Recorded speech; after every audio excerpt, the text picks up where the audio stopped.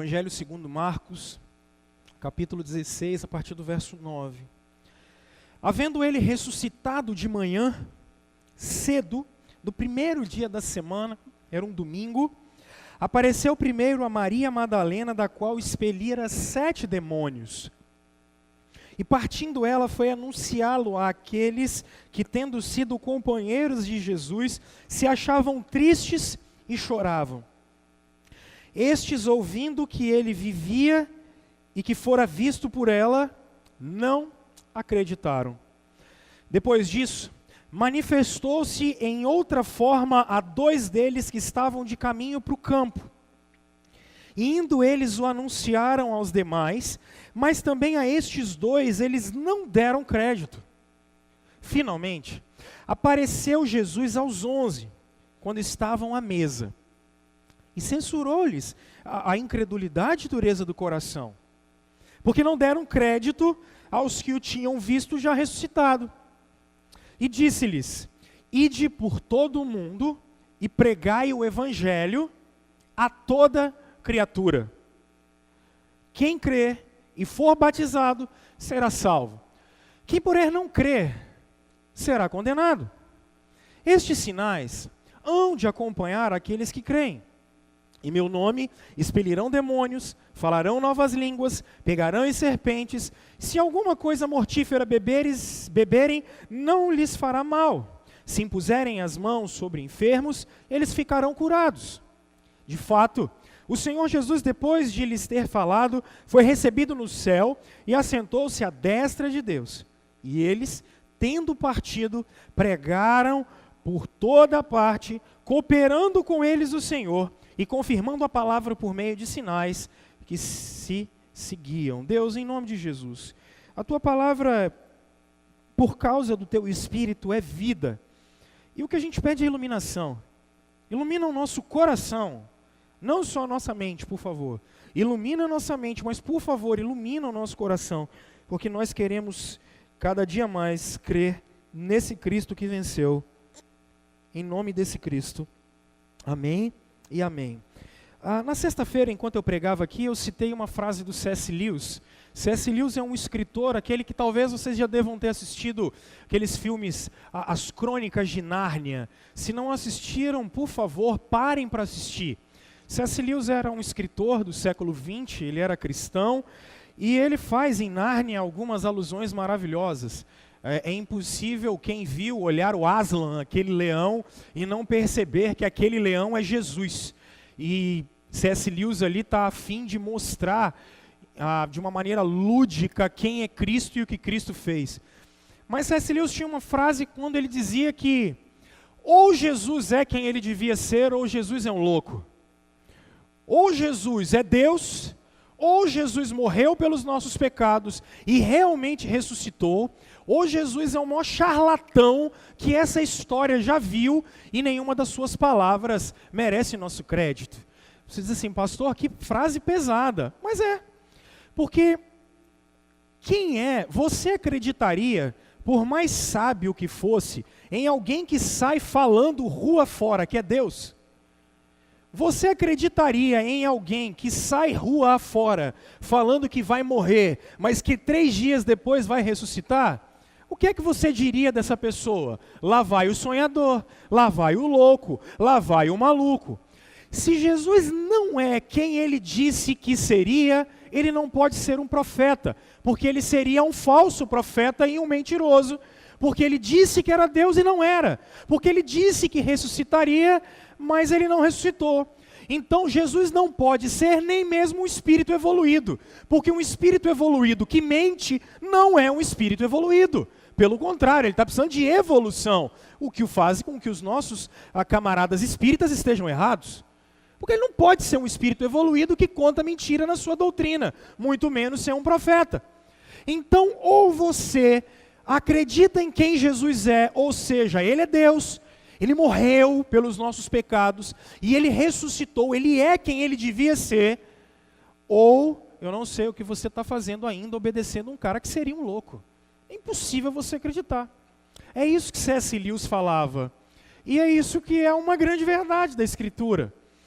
Percebam que eu estou fazendo essa introdução, porque o tema que nós estamos tratando nesse último fim de semana é a Cruz do Rei.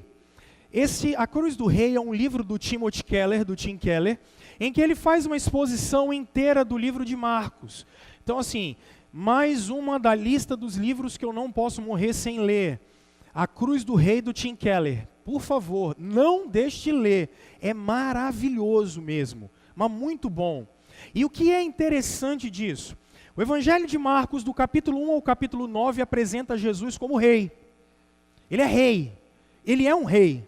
Que rei é esse? Capítulo 1, ele vai falar da Trindade.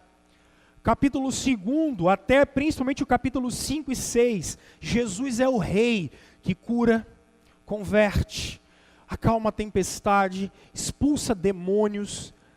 Ele é rei sobre o mundo espiritual, sobre a doença, sobre o mundo material, sobre a criação. Ele é rei, ele fala e acontece.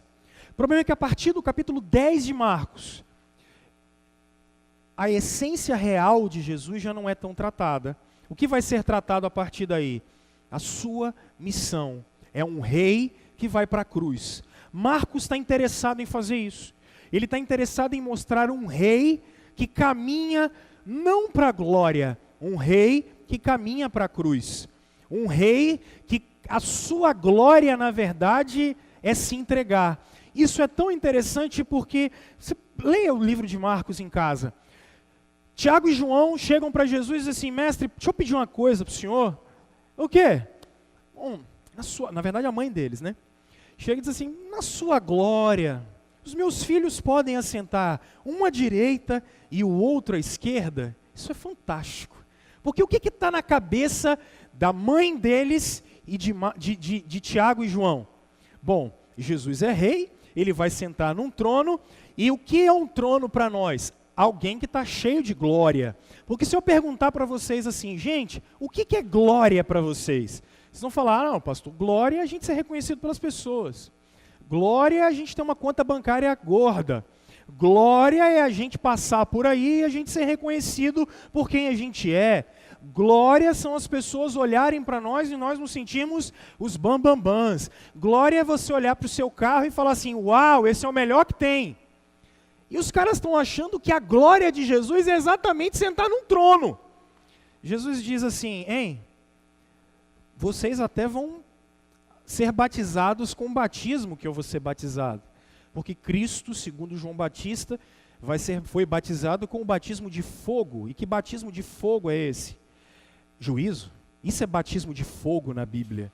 É juízo de Deus. Jesus foi ajuizado em nosso lugar. Ele diz: vocês também vão morrer por meu nome. Agora, quanto ao sentar na minha direita e à minha esquerda, aí eu acho mais engraçado isso. Qual foi o ponto ápice da glória de Jesus nessa terra? A cruz. Quem estava do lado de Jesus? 2 bandidos. Por essa, Tiago e João não esperavam. Porque o Evangelho nos mostra um rei que abre mão da sua glória. Aquilo que vocês acham que é de maior valor, sabe o que Jesus diz disso? Isso é o que traça, corrói e ladrão rouba. Mateus capítulo 6. Aquilo, a nossa beleza, a nossa aparência. Jesus diz: o rei de verdade não é assim. O rei de verdade não trabalha com essas categorias. Não é assim no reino de Deus. Por isso, o Evangelho de Marcos trabalha o rei e a cruz desse rei. Quando o ápice da sua glória é a sua cruz. E engraçado é que na quinta-feira nós estivemos aqui e eu conversei com vocês sobre um banquete, sobre uma refeição e as suas lições. Na sexta-feira eu conversei com vocês sobre um cálice e as suas implicações. Hoje pela manhã nós conversamos com vocês sobre a ressurreição e os seus milagres.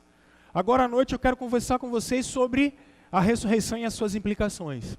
Capítulo 9, o que está acontecendo? Capítulo 16, verso 9, o que está acontecendo? No verso 9, Madalena vai até o túmulo. Madalena vai até o túmulo porque Jesus foi morto na sexta-feira à tarde, possivelmente por volta das 3 horas da tarde. Por isso, contem, quanto tempo Jesus ficou morto? Sexta, sábado e domingo. Lembrem-se que o domingo para os judeus começava nas 6 horas da tarde do sábado. Então Jesus morreu na sexta-feira à tarde, 6 horas da tarde começou o sábado, segundo dia. Terceiro dia que Jesus está morto, 6 horas da tarde de sábado para os judeus, começava o terceiro dia. Jesus está morto e de manhã, o texto vai nos dizer que de madrugada as mulheres foram ao túmulo. E aqui Madalena chega ao túmulo, e quando ela chega ao túmulo, aonde está Jesus? O Evangelho de João, no capítulo 20, vai nos mostrar a experiência que Madalena teve. Ela entrou no túmulo e cadê Jesus? A pedra estava removida e ela encontra os anjos lá dentro. Quando ela encontra os anjos lá dentro, ela diz, olha, cadê o meu Senhor? E os anjos dizem assim, Madalena, ele não está aqui, ele ressuscitou. Parece que ela começa a chorar e ela imagina que tenham roubado o corpo de Jesus. Quando ela se vira, ela vê na penumbra um homem que ela acha ser o jardineiro e diz para o jardineiro assim, Senhor, se você roubou o corpo do meu Senhor, por favor, fala comigo, para a gente saber onde ele está. E Jesus se apresenta a Madalena e diz, não me detenha, porque eu ainda não fui para o meu Pai. Na verdade, Jesus não está dizendo que Madalena não pode encostar nele. Jesus está dizendo, Madalena, vai depressa, porque a minha missão ainda não terminou. Corre, Madalena, eu tenho pouco tempo. É isso que Jesus quer dizer para Maria Madalena. Algumas pessoas dizem assim, Jesus, a gente sempre quer a coisa mais sobrenatural, né? Não, Madalena não podia encostar em Jesus, porque o corpo dele ainda não tinha ressuscitado direito, estava meio estranho. Não, Jesus diz assim, Madalena, não para, filha, corre, vai logo, vai falar com Jesus, vai falar com Pedro logo, não me detém não, eu ainda tenho uma missão para terminar. É isso que ele está dizendo. E ela vai correndo, e é isso que o verso 9 vai nos dizer, o verso 10. Qual é o problema? O problema é que quando Madalena chega, os caras não dão crédito para ela. Dizem, não, ele não ressuscitou. Só que nesse ínterim, João capítulo 20 nos diz que Pedro e João também foram ao túmulo ver Jesus e não encontraram. Agora, o texto dá um salto aqui no verso 12, quando ele vai para Lucas capítulo 24 com os 2 discípulos no caminho de Emaús. Emaús era uma aldeia que ficava um pouco afastada de Jerusalém, e eles estão saindo de Emaús, os 2, e o texto a partir do verso 13 de Lucas 24, vai nos dizer que eles estão desconsolados, a tal ponto que Jesus aparece para eles, eles não conseguem perceber.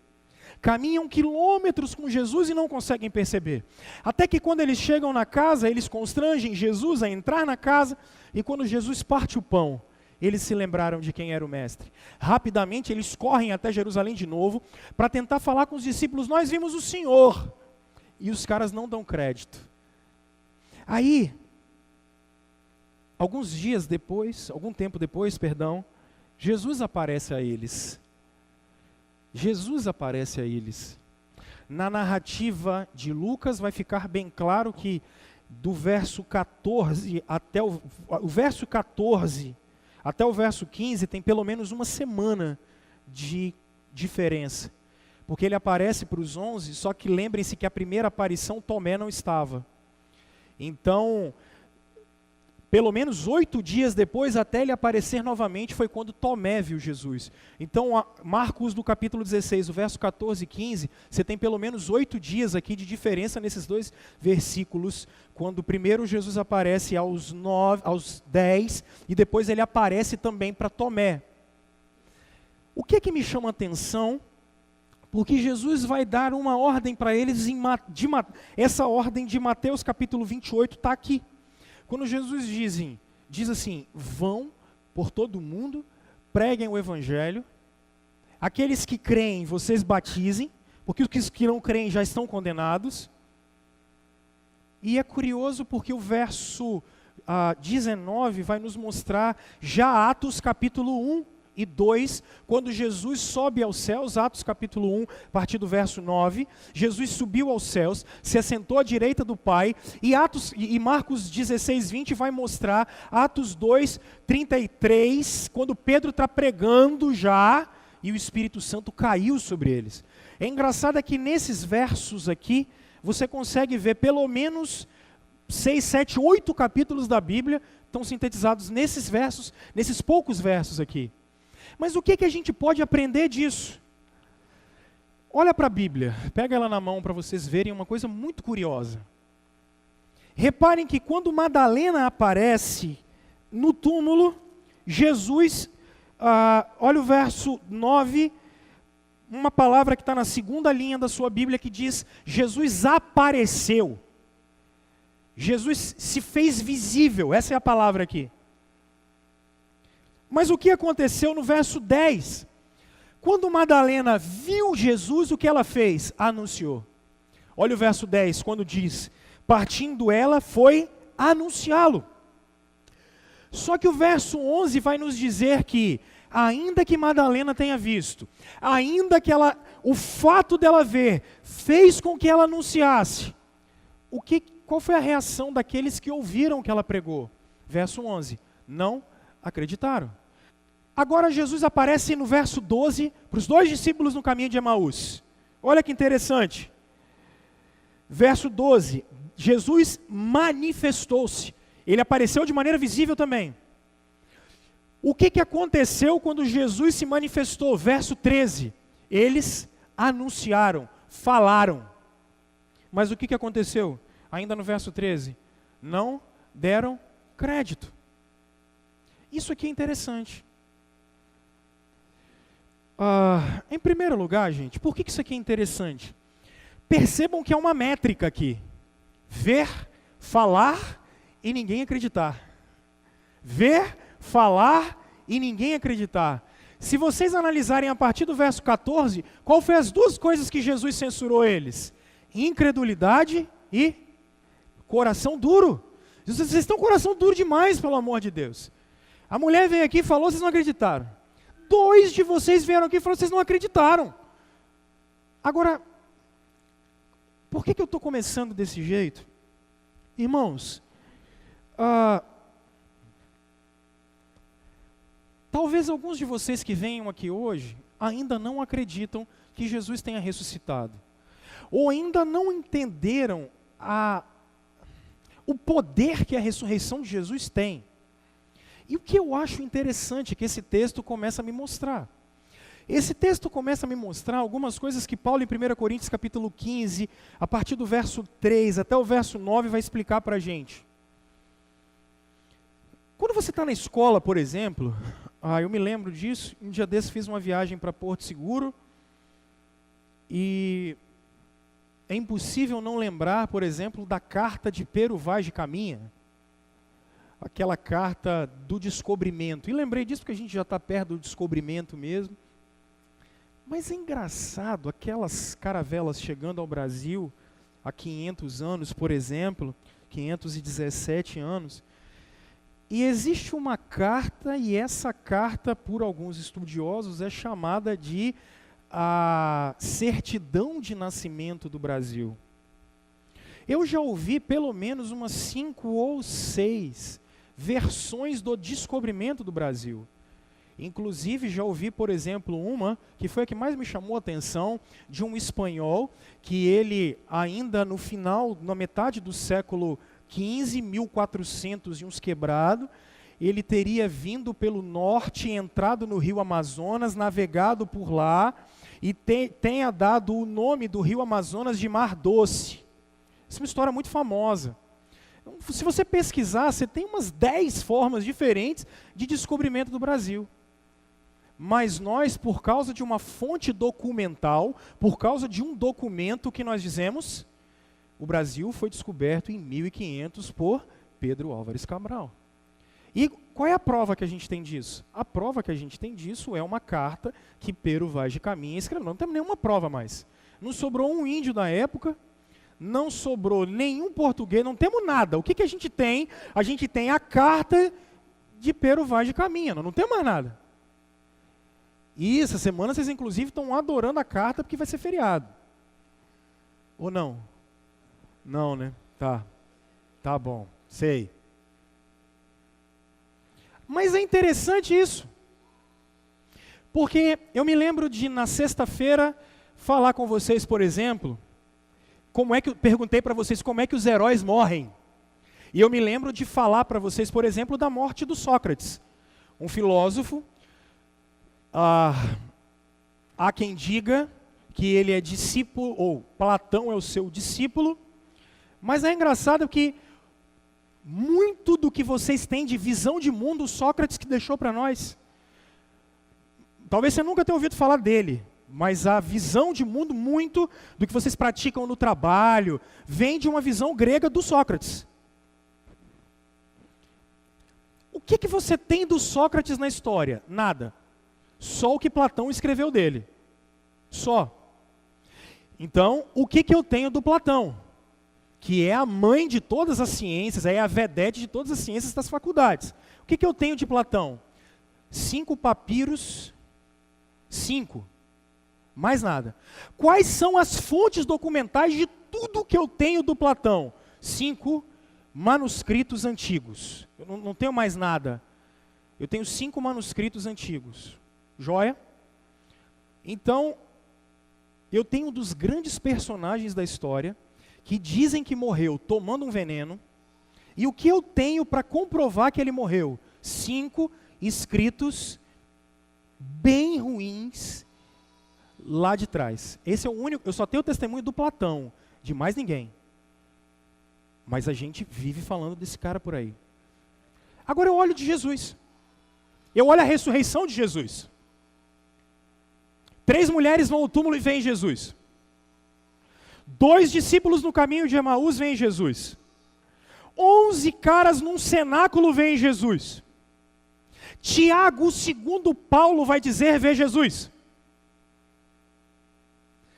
Depois disso, 500 caras veem Jesus. 500 caras veem Jesus. 500.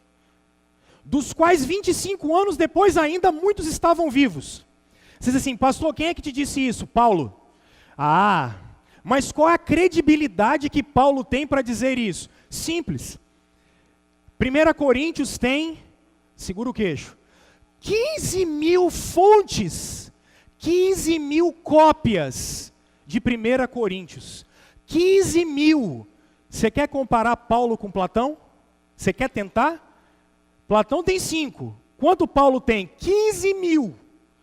Quem é que tem mais confiabilidade? Você confiaria mais em quem? Em Platão ou em Paulo? Quais pessoas viram a Jesus? A ressurreição é verdade, gente. Foi um fato histórico. Documentada e vista por centenas de pessoas. Então, peraí, não venha me falar que a minha fé é uma fé irracional. Ela não pode ser irracional. Mas por que ela não é irracional? Porque ela é prática, ela é visível. Jesus entrou na história. Há fontes documentais que dizem que ele entrou na história. Pessoas viram Jesus, pessoas encontraram com Jesus. E nós temos mais de 15.000 documentos históricos que mostram que Jesus esteve nessa terra, fez o que fez e foi quem ele foi. Então, o livro que está na mão de vocês tem muito mais provas documentais de ser verdade e de estar certo do que qualquer outro livro da história antiga. Porque nenhum outro livro da história antiga tem tanta cópia do original como o que está na mão de vocês. Ou seja, a ressurreição de Jesus não é uma invenção de apóstolo nenhum. Ela não é uma invenção de Pedro, muito menos uma invenção de Paulo. Porque antes de Paulo, o evangelho de Marcos já estava aqui. Papias, um dos discípulos de Pedro, ainda no início do 2º século, Papias vai falar de Marcos dizendo, Marcos era discípulo de Pedro, e o que Marcos deixou escrito, ele deixou escrito porque Pedro havia dito para ele. Então, meus irmãos, hoje nós não estamos aqui cultuando um Jesus morto. Nem cultuando uma espiritualidade que nós não podemos nem ver, nem sentir, e que você diz assim, quando você começa a ir para o lado de fora falar da sua fé, as pessoas falam assim, não, uma fé é um negócio próprio. Ei, parou. A nossa fé é histórica. Deus entrou na história. Deus esteve aqui. Deus andou nessa terra. Deus viveu aqui. Deus morreu aqui. E Deus ressuscitou aqui. E eu tenho muito mais provas disso do que qualquer outro documento antigo. E ele está na mão de vocês. Ele tem muito mais validade. Então a minha fé e a sua fé não é uma fé no absurdo. Por isso no versículo 15, quando Jesus diz, quem crê? Quem crê? Porque, o que eu quero dizer para vocês? A ressurreição é para que Jesus e a obra dele a gente creia. E que fé é essa? Porque a ressurreição vai nos gerar fé. Fé. Mas que fé é essa? Não é uma fé no absurdo.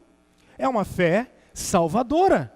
É uma fé tangível. É uma fé que a gente viu. É claro, gente. Há elementos da fé que são sobrenaturais. São sobrenaturais. Ninguém vê o Espírito Santo. Agora não venha falar para mim que a nossa fé não é uma fé racional. Que é uma fé absurda, porque não é. Não faz sentido. Agora, que fé é essa? Que fé salvadora é essa? Olha só, a ressurreição deve gerar fé, o verso 15 está dizendo. E isso é interessante porque ainda nesse verso 15, Jesus vai dizer que a fé salva. Fé salva. Então, se a ressurreição gera fé, precisa gerar fé de que Jesus veio. A questão é, que fé é essa? Bom, é uma fé que salva. Pastor, como é que é isso? Fé que salva. Eu tentei, como é que eu vou fazer isso? Lembrei de uma ilustraçãozinha antiga, que era mais ou menos assim. Havia um grande equilibrista. Eu não sei se eu já contei isso aqui, mas conto agora. E ele era desses caras que passavam pela corda, assim, só com a varinha, né? Certo dia, resolveram fazer um grande desafio para ele. Olha, tá vendo essas duas torres aqui? Essas duas torres, a gente desafia você a passar ir e voltar sem nada nas mãos. Ele falou, não, eu vou. E aí perguntaram para o povo assim, vocês acreditam que ele consegue fazer isso? Aí o povo todo lá embaixo diz assim, não, a gente acredita. Ele vai passar de um lado e vai voltar. Vocês acreditam que ele vai mesmo? A gente acredita. Então beleza, então vai. Aí vai o cara de uma torre altíssima para outra torre e ele vai e volta. Vocês acreditam que ele pode fazer isso de novo? Aí todo mundo, acreditamos. Então quem é que vai com ele agora? Um silêncio. Não sei porquê. Isso não é fé salvadora. Porque eu falo muito de fé aqui. Muito. Mas acreditar que Deus pode fazer alguma coisa, isso não é fé salvadora. Isso é crer. Crer. Crer que Jesus pode acalmar uma tempestade. Crer que Jesus pode curar. Cantamos uma música bonita. Se ele fizer, ele é Deus. Se ele não fizer, ele também é Deus. Se pá, ele é Deus. Isso não é fé salvadora. Isso não te salva. Porque para essa fé, qualquer um pode ter. Porque se você sair daqui e começar a perguntar, você acredita em Deus? Você acredita em Deus? Você acredita em Deus? Você acredita em Deus? 99% das pessoas aí fora vão falar, eu acredito em Deus. Você quer ver uma outra coisa? As pessoas vão falar com você, sabe o quê? Deus te abençoe. Qual Deus é, eu não sei. Mas todo mundo vai falar, Deus te abençoe para você. Isso não é fé salvadora. Isso não salva ninguém. Acreditar que Jesus pode atravessar e voltar, ou que Deus pode atravessar e voltar, isso não salva ninguém. Isso não tira ninguém do inferno. Porque às vezes, nós brasileiros, a gente acredita que está todo mundo no céu e vai para o inferno, né? Está todo mundo no inferno, e alguns saem de lá e vão para a glória com Deus. A ordem aqui é outra. Porque quando eu falo em salvação, qual é a primeira coisa que você se pergunta? Salvo? Mas eu não preciso de salvação. Eu não faço mal a ninguém. Eu digo sempre aqui, você vai para o inferno sem fazer mal para ninguém. Porque você não precisa fazer mal para ninguém para ser condenado. Para ser condenado, você só precisa ser ser humano, é isso que a Bíblia diz. Todos nascemos com o pecado de Adão. Pastor, não é justo. Não discute comigo justiça, porque não sou juiz, como é que eu vou falar de justiça com você? Converse com o juiz. E ele disse assim. Agora, é engraçado isso, porque o que então é fé salvadora? Porque todos nós precisamos de salvação. Acreditar que Deus é um milagroso, isso não salva ninguém. Ninguém. Eu vou fazer visita no hospital, oro por uma família, aí o pessoal olha e fala assim, hein, o senhor pode orar por a gente também? Ninguém pergunta fé, não. O pessoal quer oração. Conheço uma pessoa que diz assim, não acredita em nada, mas ela diz assim, hein, ora por mim também, porque qualquer oração agora é válida. Isso é brasileiro, cara. Isso é um perigo, qualquer oração é válida. Você entende? A situação é barra pesada. Porque a gente não sabe nem que está indo para o inferno. Afinal de contas, inferno é uma coisa meio demodê na nossa época, né? Só que ele existe. Do mesmo jeito que Jesus ressuscitou, e ele é Deus e não é um charlatão, ele foi o que mais falou de inferno, e o inferno existe. Então, quando eu venho aqui falar de fé salvadora, eu estou falando da sua alma, eu estou falando de você e estou falando do seu futuro. Eu estou falando de onde você vai passar a eternidade inteira. Mas pastor, o que é fé salvadora? Você sabe por que você precisa de salvação? Vou te dar algumas razões simples, tá? Primeira, você sente culpa. Pastor, Freud já falou que culpa é uma questão de neurose da gente. Seu filho de 2 anos faz alguma coisa errada sem você ter nem ensinado e ele morre de culpa. Neurose, o menino de 2 anos morre de neurose. Sabe por que você sente culpa? Não é por causa da religião, não. Você sabe por que o ser humano, mesmo sem conhecer Jesus, sente culpa? Simples, porque a gente está separado de Deus. Porque a gente nasceu separado de Deus. Então você não precisa ter muitos ensinamentos para se sentir culpado, porque você está longe de Deus. Não, pastor, isso é uma construção social. Construção social o quê? Eu fico olhando as minhas filhas pequenas, coisas que a gente nem fala para elas. Elas já estão completamente culpadas, sem ninguém falar nada. Porque a gente nasce assim. Porque a gente nasce separado de Deus. Culpa. Você quer ver uma outra? Isso aqui é só para você que é pai, por exemplo, parar de achar que seu filho é anjo. Porque ele não é. Ele também precisa do evangelho para ser salvo. Tá? Segunda coisa, o senso da eternidade no seu coração. Você não consegue aceitar a morte. Você não consegue aceitar que a sua vida vai acabar. Eu estava conversando com alguém, não lembro quem é, o cara falou assim, não, pastor, eu acho que esse negócio de morte eu encaro bem. Eu falei, é até ela bater na sua porta. Ele falou, eu nunca tinha pensado nisso. Pois pense. Pois pense. Você não consegue aceitar que a sua vida seja só construir, construir, construir e não ter mais.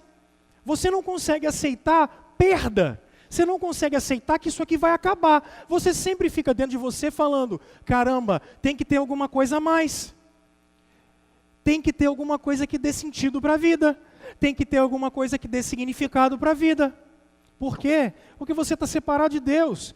E você sempre vai voltar para Deus para achar significado. Qual é o contrário disso? O contrário disso são vocês que tentam construir deuses para tentar sanar o buraco que vocês têm na alma. Querem ver por que a gente precisa de salvação? Porque alguns de vocês se devotam ao trabalho. Alguns de vocês se devotam aos filhos.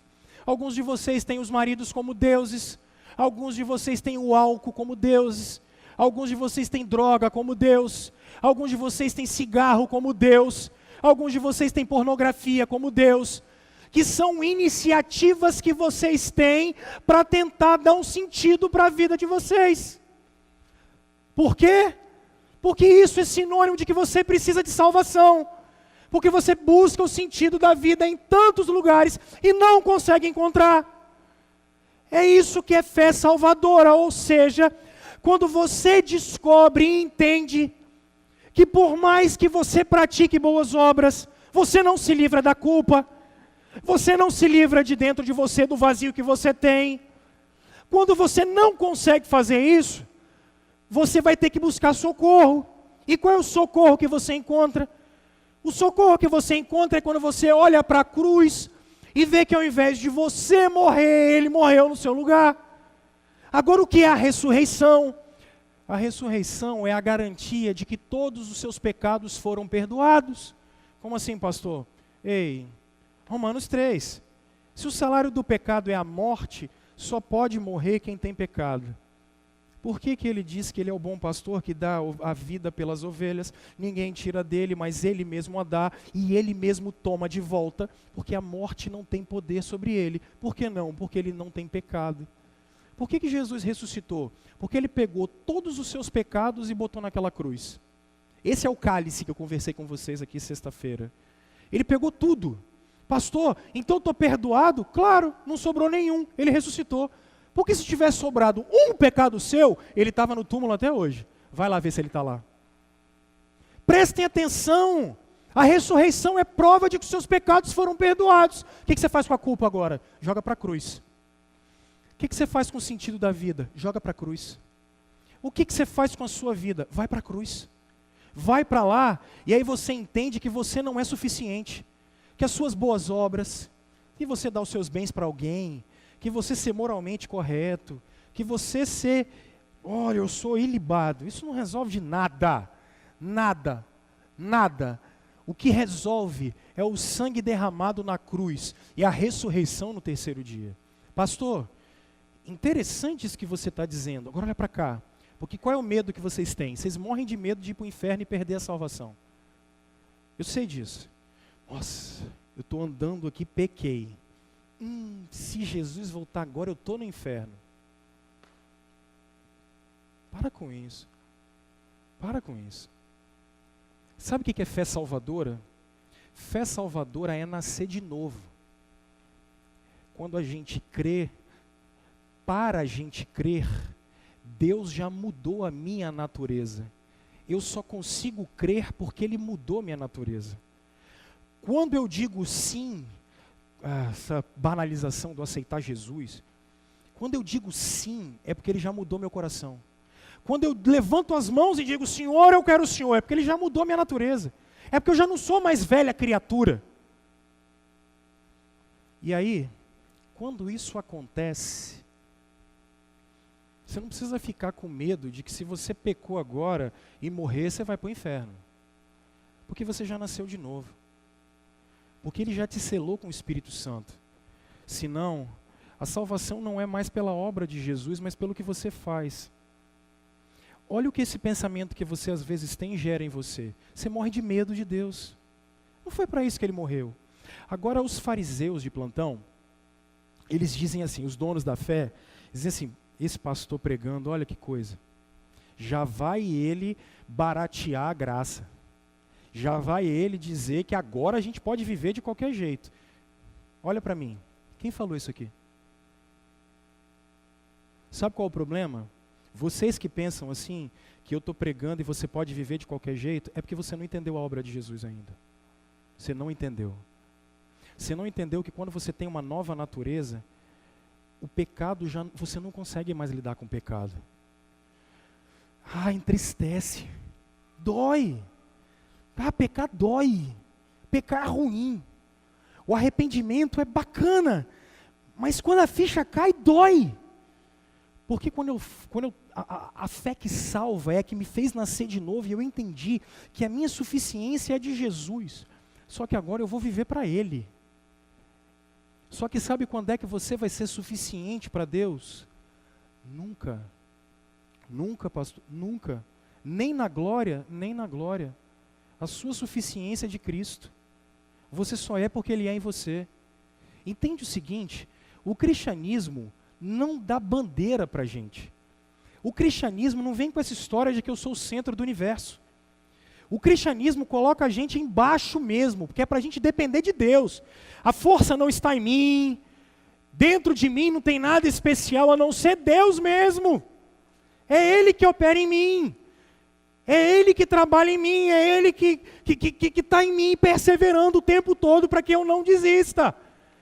O cristianismo coloca Cristo sendo tudo em todos, isso é fé salvadora.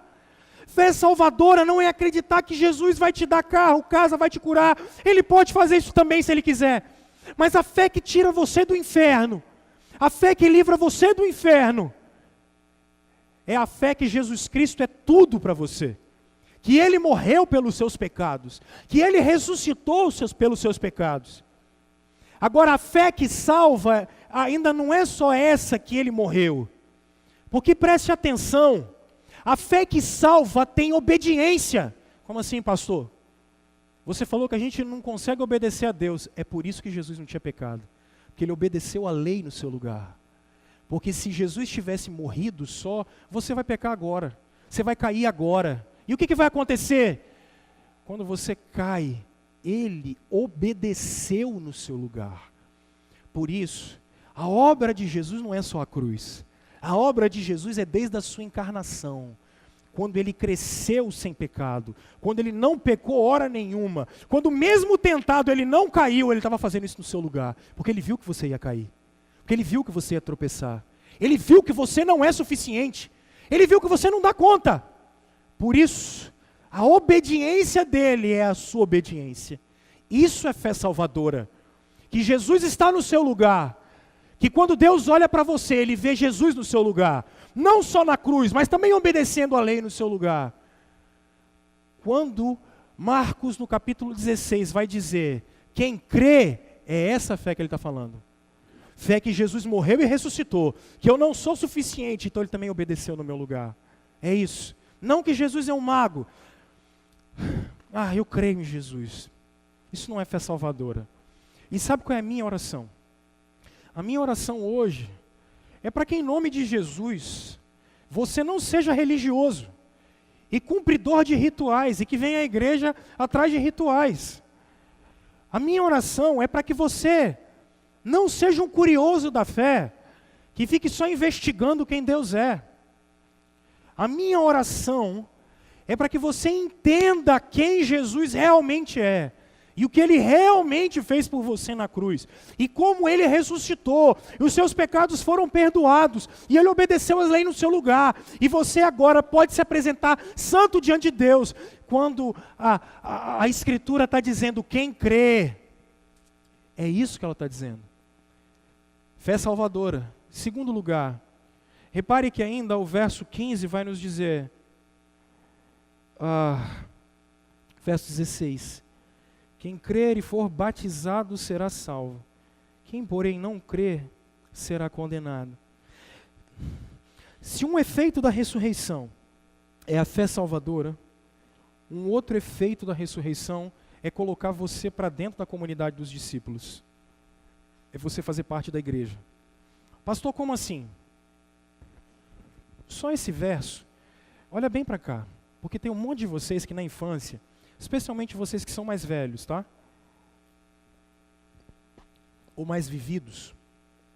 Muitos de vocês foram batizados na infância para não serem pagãos. Lembra disso? Vocês que tiveram essa experiência lá atrás. Porque a ideia aqui é a seguinte, a ideia é que batismo salva, né? E ainda usam esse texto ainda para isso. Bom, é só você ler as duas linhas que você percebe que não é o batismo que salva. Porque Jesus diz, quem crer e for batizado será salvo. Quem, porém, não crer será condenado. Jesus já está dizendo claramente que não é batismo que salva ninguém. O que salva é a fé. Por isso a fé é salvadora. Eu creio no que ele fez. Na verdade, quem salva é Cristo. Quem salva é Jesus. A fé é só um elemento apropriador da salvação. Eu estou tomando posse da minha salvação pela fé. Então o batismo não salva ninguém. Jesus está deixando isso bem claro. Quem crê será salvo. Quem não crê será condenado. Por que o batismo está aqui? Se o batismo não serve para salvação, o batismo também não vai servir de purificação de pecado nenhum. Então, você que acreditou que tomou banho para poder ser salvo, desculpa, não tem aparato escriturístico para isso. Pastor, mas Romanos 6 vai dizer que a gente foi sepultado com ele no batismo. Claro, isso é um símbolo do batismo. Eu vou mostrar isso para você agora. Mas então o que é batismo, pastor? Bom, é simples. Primeiro cara que apareceu batizando, você diz assim, João Batista. Mentira, não foi. No Antigo Testamento os judeus já batizavam. Mas por que os judeus batizavam? Sempre que alguém se convertia ao judaísmo, o novo convertido era batizado. João Batista só pegou um ritual que era dos judeus. Só isso. É o que João Batista fez. João Batista, como filho de Zacarias, que era sacerdote, vai batizar as pessoas. Qual o problema de João? João está batizando judeu. Isso era um problema. Porque o batismo era para gentio que se convertia. Os judeus eram o povo de Deus. E João Batista vai batizar o povo de Deus? Como assim? Você vai batizar o pessoal para se converter? É por isso que João Batista está dizendo, arrependei-vos, porque está próximo o reino dos céus. Agora olha que sacada massa do batismo. Quem aparece batizando no Novo Testamento? João. Aonde? No deserto. Em qual rio? Jordão. Certo? Lembra disso? Ok? Qual é a mensagem de João? Arrependei-vos porque está próximo, o rei está chegando. O rei está chegando. O rei está chegando. Cara, olha que legal isso. João Batista está fazendo uma alusão a quem? Aí, é preciso que depois você leia o livro de Números, tá? E depois também o livro de Josué. É importantíssimo isso. Quando Moisés morreu, o povo de Israel vai entrar na terra prometida. Eles estão andando aonde por 40 anos? No deserto, certo? João batizava onde? No deserto. Massa. Eles precisam entrar em qual terra? Na prometida? Vocês estão assustados, eu estou falando alguma coisa bem... Estou vendo o olho, vocês estão assim, né? Eu vou chegar lá, vocês vão ver que maneiro isso. A Bíblia é fantástica. João está no deserto, Josué está com o povo no deserto. Quando Josué bate nas águas, quais águas que abrem? As águas do Rio Jordão. Abriu. A galera passa.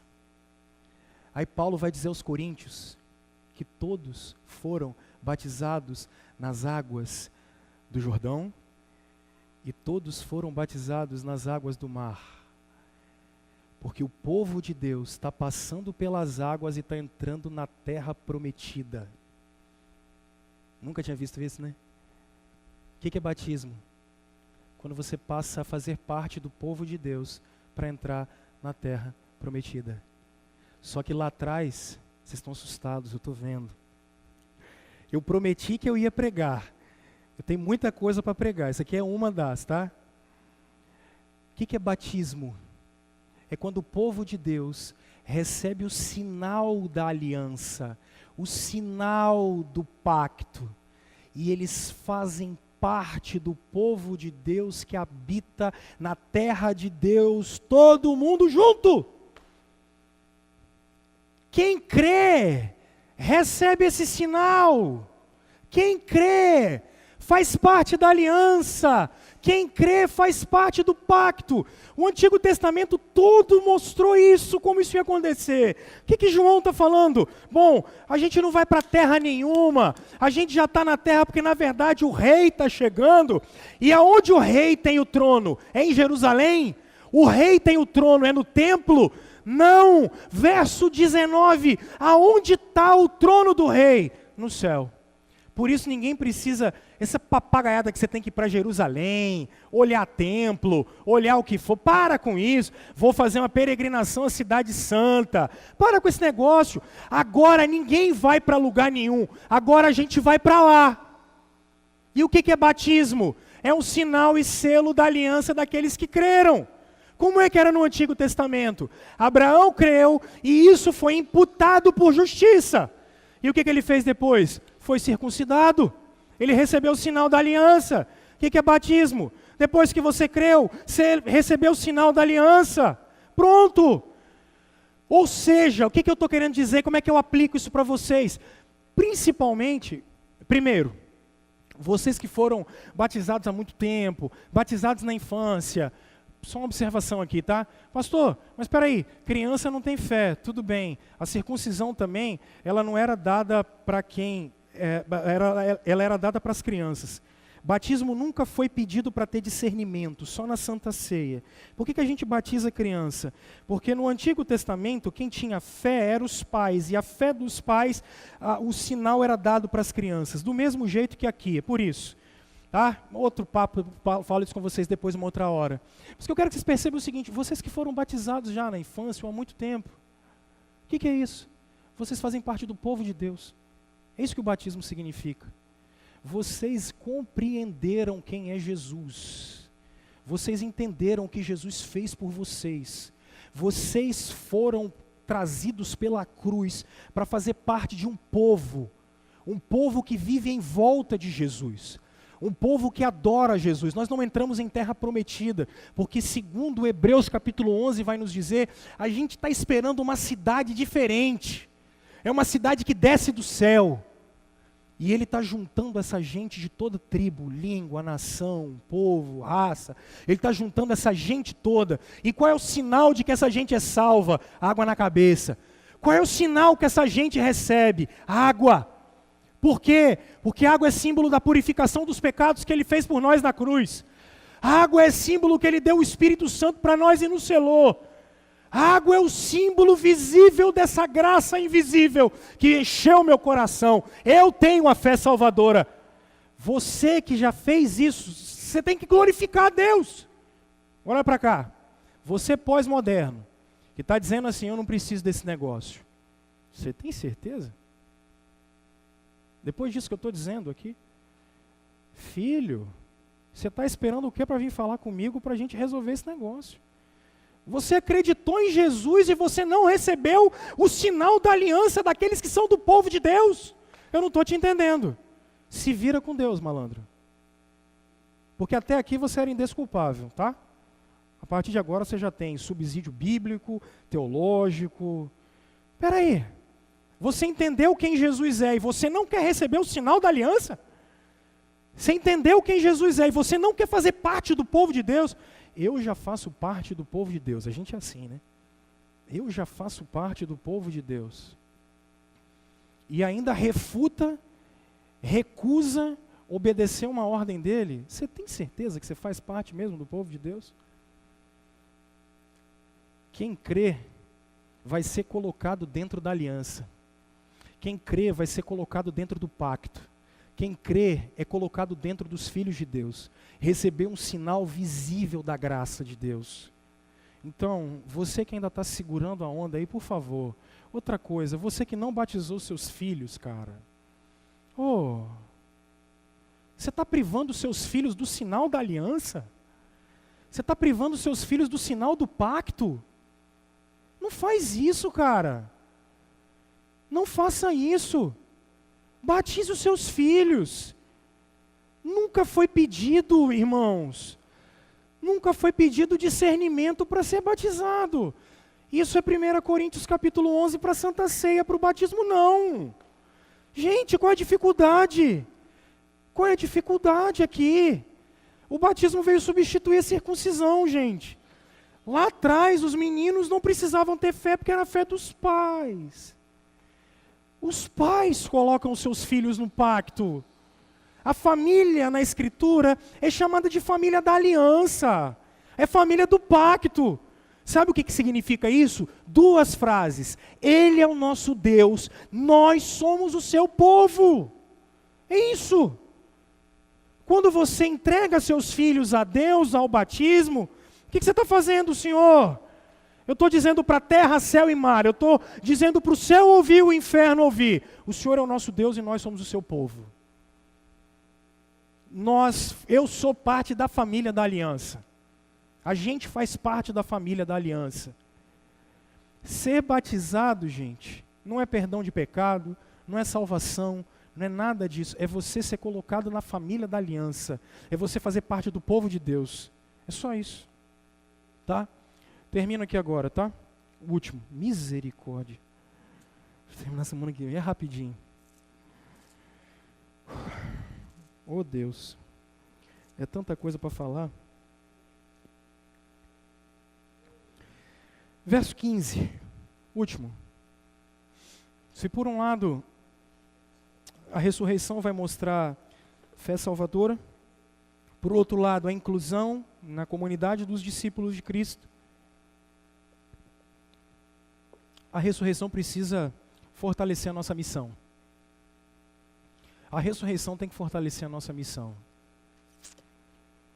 A ideia é para que a gente vá e pregue o Evangelho. Vou repetir o que eu falei aqui um tempo atrás.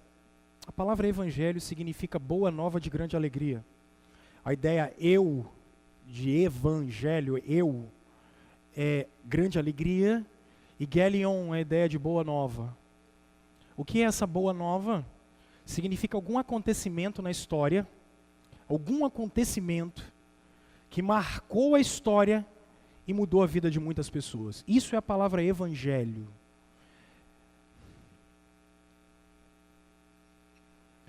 O evangelho é simplesmente uma mensagem. O que é evangelho? Evangelho é o que Jesus fez. Evangelho, não matarás não é evangelho. Não adulterarás não é evangelho. No princípio criou Deus os céus e a terra. Isso não é evangelho. Irmãos, no que depender de vós, tende paz com todos. Isso não é evangelho. Isso não é evangelho.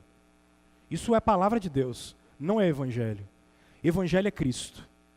Evangelho é a mensagem de quem Jesus é e do que Jesus fez.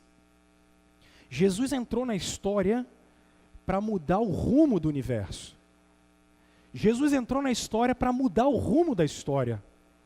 O povo que andava para longe, quando Cristo entrou na história, e aquela cruz é o centro da história, e quando Ele ressuscitou, aquilo é o centro da história, aquilo é para que a gente tivesse vida. O que aconteceu com Madalena quando descobriu que Jesus estava vivo? Anunciou. O que aconteceu com os dois quando descobriram que Jesus estava vivo? Anunciaram. O que acontece com os 11 depois que descobriram que Jesus estava vivo? Anunciaram. O que acontece com Paulo em Atos capítulo 9, quando ele tem um encontro com Jesus? Quando ele vê Jesus glorificado? Ele anuncia. O que acontece com Isaías no capítulo 6, quando ele tem um encontro com Jesus glorificado no trono? Jesus pergunta para ele, a quem enviarei? Ele diz, eis-me aqui, envia-me a mim. Irmãos, eu acho isso bacana porque quando Jesus ressuscita, alguma coisa tão poderosa aconteceu que 11 galileus, pobres, semi-analfabetos, resolveram encarar um império poderoso e talvez o maior império que já teve nessa terra. Tem alguma coisa aí. Alguma coisa aconteceu com esses galileus. Tem alguma coisa.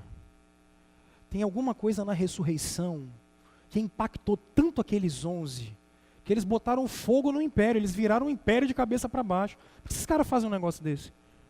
Como? Alguma coisa aconteceu. Tem alguma coisa na ressurreição. Tem alguma coisa na ressurreição que faz com que o apóstolo Paulo, fariseu, rico, cidadão romano, de natureza, de nascença, ele herdou isso do pai, bem posicionado, estudou nas melhores escolas. Como é que esse cara larga tudo para poder viver uma vida de reclusão, pregando o evangelho? Tem alguma coisa na ressurreição de Jesus.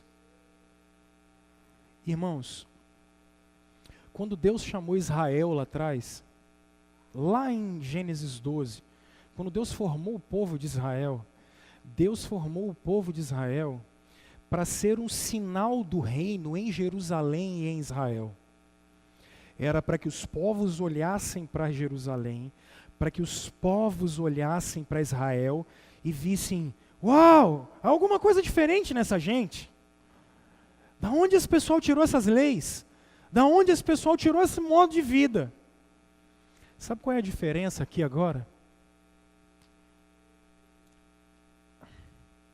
A igreja, na sua essência, só é igreja quando ela está em missão. Sabe por quê? Porque a ideia não é mais para ninguém vir. A ideia é para o povo ir e mostrar. A ideia é o povo ir e anunciar. A igreja só é igreja, quando ela prega o evangelho. Aí eu paro. Porque eu começo a pensar na nossa geração. Eu não sei como é que vocês pregam o evangelho. Eu não sei.